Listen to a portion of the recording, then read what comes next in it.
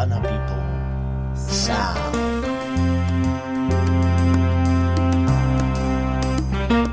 You're listening to the UK-based podcast talking about Latin dancing. For today's topic, we'll be talking about freestyle dancing.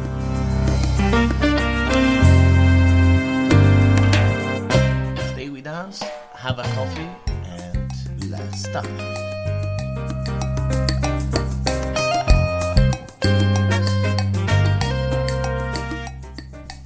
Topic of today is the freestyle or solo dancing. We're gonna go through why and how we can make this solo dancing and this freestyle. But before that, we have to first introduce a little bit of a history about the solo dancing and freestyle, so we can really understand the reason behind this kind of dancing or this kind of styling. Freestyle come from the origin mainly about salsa from Africa, because the salsa in itself was the mix of the Spanish and the Africans. So what the origin come from very deeply roots from the Africa, and the dancing they was making for kind of rituals, and they was dancing in solo. They never thought about to dance with someone with rules and etc. After a while, with the influences of dancing about from their lords, because most of them they was slaves, they was dancing in these big ballroom with danzona, for example. That was a very famous and popular dance for couples, and even these all royal dancing in these big palaces. They start to basically copy and take some of these styling, and they start to dance in couples. Okay, so you mentioned rituals. Let's just hear a little bit more about the origins and the rituals.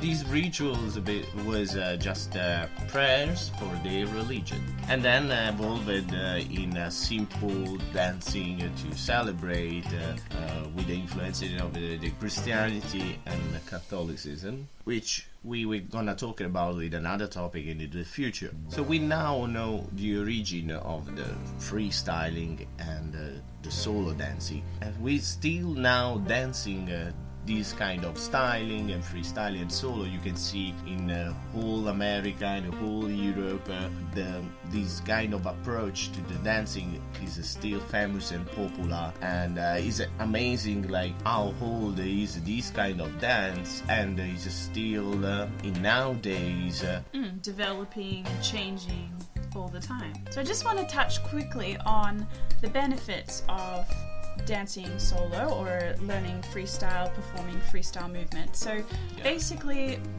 it's going to help you. The first off, if you love partner dancing, it is going to help you so much with partner dancing. And we're talking about timing, musicality, especially for the ladies, styling, but also for the men, for the leaders. Your spins will become better and easier. You will control your body as you want. Exactly. Every part of your body, and every part of your body is coordinated and in synchronism with the music. Not to mention, your confidence will shoot through the roof. You will grow so much as a dancer. We have to think about that we need to feel part of the song, of the instrument, then connection with the music. It's a dance that is really connect with the music. Sometimes they start first to dance, and after they build up the music on top of the footworks of the dancing and the flavor that is around the orchestra or the band in itself. So your body essentially becomes the instrument, right? Exactly. But we have to remember, learn solo dancing and freestyling, it's not easy, because it's actually going to the side of the social dance become on the level of kind of a professional or seriously dancing. Instead to learn routines, then are in couple, then learn the order where the hands goes, the feet goes, It's and quite you feel limiting. and you feel confident on that because it's like a game for you. But we have to understand that then when we go into the freestyle and solo dancing, we have to make it properly and in respect of first of all of the roots and first of all as well of the dancing culture in itself. When we want to learn the freestyle and solo dancing, we actually have to give the 100% on it. This is true as well for, I was just thinking about people who like really love salsa or bachata or any kind of partner dance, and then after a little while you feel not challenged enough, or you lose that kind of feeling of excitement that you first had, and that's because your dancing basically has reached a plateau. And the way to push past that, you know, because we all love that feeling of when we first started and it was all new and fresh and exciting, new people, new things to do, new things to learn, forever a list of things to learn. Now, it's still there, that list of things, but it's actually just more of something that we have to work on by ourselves now. Now, I'm talking about people who have been dancing for quite a while, usually, like a few years, even 10 years. If you're looking for that thing that will reignite your passion again, or if you feel challenged, this is the way to go. It's definitely freestyle and solo, because give another level, another Depth, layer exactly. to You the go dancing. back to the roots of the dance and you feel more connection, more depth, more actual reason why you make a movement and how you make a movement, and you pursue a higher level. That's the end of the first part of this podcast. See you in 5 seconds.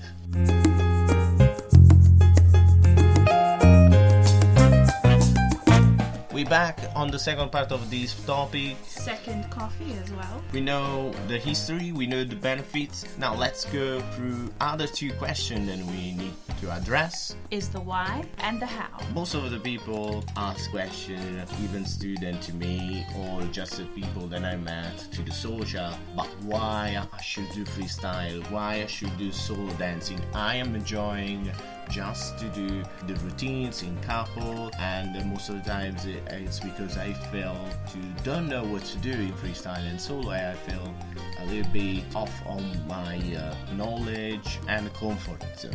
And it's true. It can be very scary to have to dance solo for the first time, especially as a beginner or somebody who has never practiced or been to a solo dance class. It's something that can make you feel lost. My answer to why is because it's a part of the dance in itself. Bachata or salsa is part of the dancing.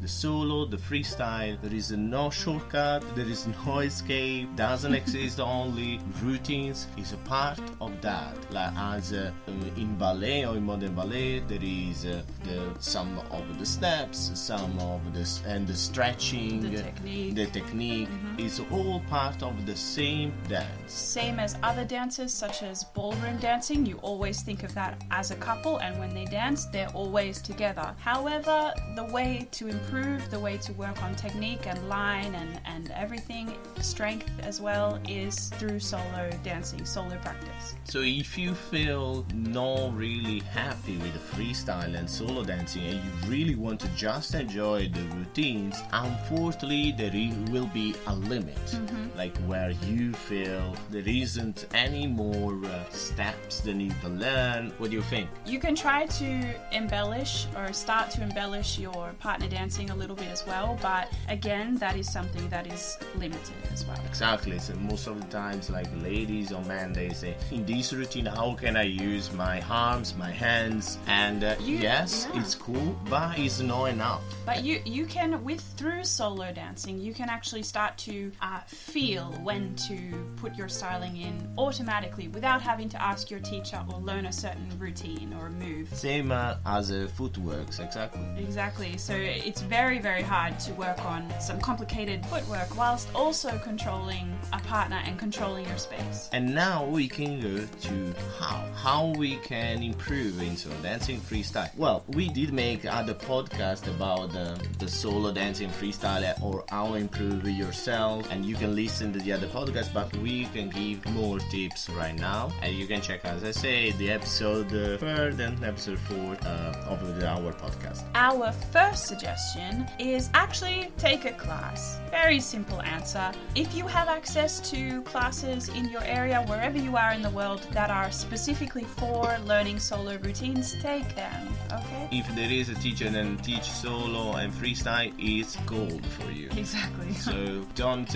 underestimate this kind of teaching, and go for it and try, and don't worry, you need more time. It's like when you start to dance salsa in itself, like the basic steps. It was all difficult at first. Exactly. And it got easier. And now you do it without thinking. Private classes. Oh, that is the best way as well. That is more specific to your body, to your level. And you have your teacher all for you.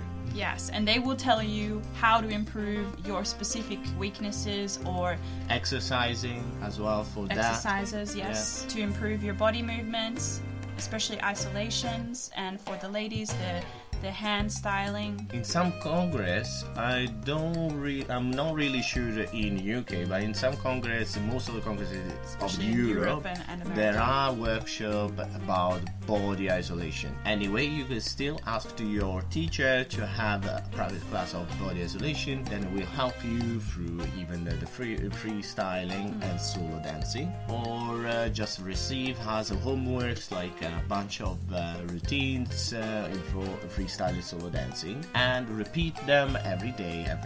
Exactly, and it's even easier now since the COVID pandemic. We have a huge increase of online classes, so if you feel too afraid or a little bit scared of going to a real class, an actual class where other people are there and you might feel judged, you have now the opportunity to just stay in your home, wear whatever you like, in your room. Exactly, nobody's watching. You can even turn off your camera if you don't feel confident enough, and you can just do the solo classes. Is the best time. The second tip we have for you is to practice with a mirror. Now, this is one of the most important things, because when we're dancing, say we're dancing in the club, in the social, we can't see what we look like, so we can't really know what to improve. So if you have a class, an opportunity in a studio, go for it, because the mirror will help you a lot. By the way, if you practice on your own and you have a mirror, well, it's amazing. Like you can spend as long as you like practicing, 5 minutes on one exercise, 20-minute drills, or even an hour of a routine, or even more. Suggestion number 3.